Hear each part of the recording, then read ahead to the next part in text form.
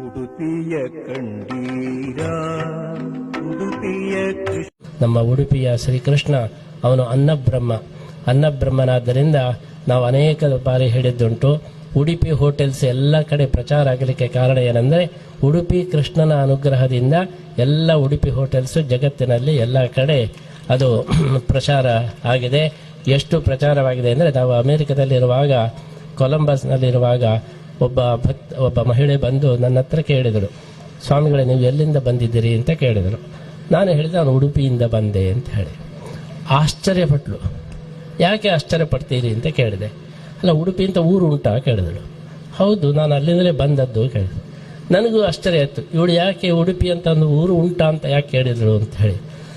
ನಾನು ಕೇಳಿದೆ, ನೀನು ಆದರೆ ಉಡುಪಿ ಅಂದರೆ ಏನಂತ ತಿಳ್ಕೊಂಡಿದ್ದಿ ಅಂತ ಹೇಳಿ ನಾನು ಕೇಳಿದೆ.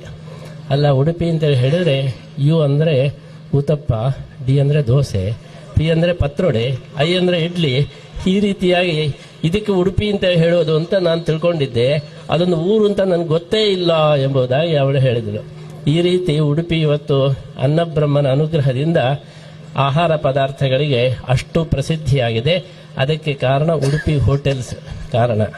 ಉಡುಪಿ ಹೋಟೆಲ್ಸ್ ಇಷ್ಟು ಪ್ರಸಿದ್ಧಿ ಆಗಲಿಕ್ಕೆ ಕಾರಣ ಏನು ಅಂತ ಹೇಳಿದರೆ ಅನ್ನಬ್ರಹ್ಮನ ಸನ್ನಿಧಾನದಿಂದ ಇಷ್ಟು ಪ್ರಸಿದ್ಧಿಯಾಗಿದೆ. ಇವತ್ತು ಉಡುಪಿ ಎಂಬುದು ಜಗತ್ತಿನಲ್ಲಿ ಹೋಟೆಲ್ನ ಬ್ರ್ಯಾಂಡ್ ಆಗಿದೆ.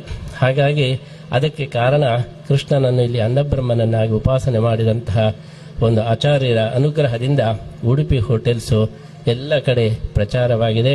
ಉಡುಪಿಯವರಲ್ಲದೇ ಇದ್ದವರು ಕೂಡ ಇವತ್ತು ಉಡುಪಿ ಹೋಟೆಲ್ಸ್ ಅಂತ ಹಾಕ್ತಾ ಇದ್ದಾರೆ. ಚೆನ್ನೈಯಲ್ಲಿ ಒಮ್ಮೆ ನಮಗೆ ಪಾದಪೂಜೆಗೆ ಹೋಗುವಾಗ ದಾರಿ ತಪ್ಪಿ ಹೋಯಿತು.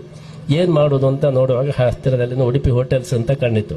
ನಾವು ನಮ್ಮ ಶಿಷ್ಯರನ್ನು ಕಳಿಸಿ ದಾರಿ ಹೇಗೆ ಅಂತ ಅವನ ಹತ್ರ ಹೋಗಿ ಕೇಳು ಅಂತ ಹೇಳಿ. ಅವ ಹೋಗಿ ತುಳುವಿನಲ್ಲಿ ಮಾತಾಡಿದ್ರೆ ಹೀಗೆ ಹೇಳಿದ, ತುಳುವಿನಲ್ಲಿ ಇಲ್ಲ, ನಾವು ಉಡುಪಿಯವನಲ್ಲ ಅಂತ.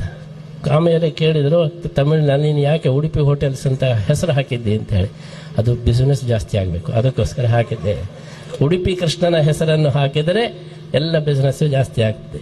ಈ ರೀತಿ ಅನ್ನಬ್ರಹ್ಮನ ಒಂದು ಸನ್ನಿಧಾನ ಇಲ್ಲಿ ಇದೆ ಎಂಬುದನ್ನು ಸೂಚನೆ ಮಾಡೋದಕ್ಕೋಸ್ಕರ ಉಡುಪಿ ಹೋಟೆಲ್ಸು ಇವತ್ತು ಎಲ್ಲ ಕಡೆ ಪ್ರಸಿದ್ಧವಾಗಿದೆ. ಆ ಉಡುಪಿ ಹೋಟೆಲ್ಸನ್ನು ಮೊಟ್ಟ ಮೊದಲಿಗೆ ಪ್ರಚಾರ ಮಾಡಿದವರು ನಮ್ಮ ವುಡ್ಲ್ಯಾಂಡ್ಸ್ ಹೋಟೆಲ್ನ ಕೃಷ್ಣ ಭಟ್ಟರವರು.